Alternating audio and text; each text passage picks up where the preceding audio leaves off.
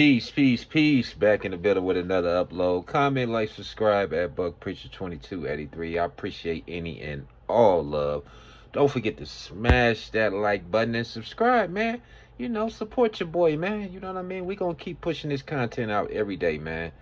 So I'm pretty sure a lot of you have heard the viral story out of Birmingham, Alabama, of the salon owner who decided to, I don't know, I guess you could say just ruin her whole gig that she had going. Like, what was you thinking to lock somebody in your shop and film it, start pulling out their hair over 50 bucks and you own a salon? Like, what are you thinking? But even more so, y'all know what really kind of like blows my mind when it comes to stuff like that. And it's like 3 4 people involved, because it was like her, and I think she got her daughter arrested, another lady arrested. Is how in that moment no one has an epiphany that, you know what, this might not be a good idea. You know what I mean? That's why it's always good to think on your own. You know what I mean?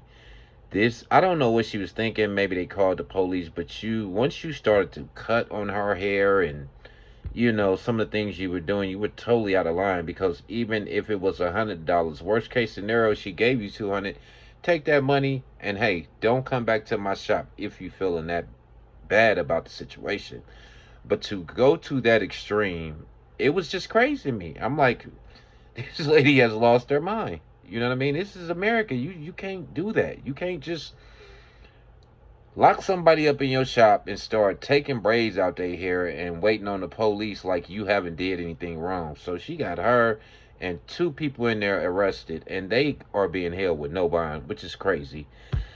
And like I said, for me, man, I'm always tripping when it's like a group of people that engage in a crime that could just have them all jacked up. Like, you have to have your own kind of thinking cap to be like, you know what, even if it was one of the other ladies, you know what, this not a good idea. Let's diffuse this situation. Now you're facing charges. Just a crazy story all around the board, man. They might drop the kidnapping charges. I'm pretty sure they probably will. But you still have affected your life in a very negative way when you, at one point, you was a shop owner. So it's just a crazy story.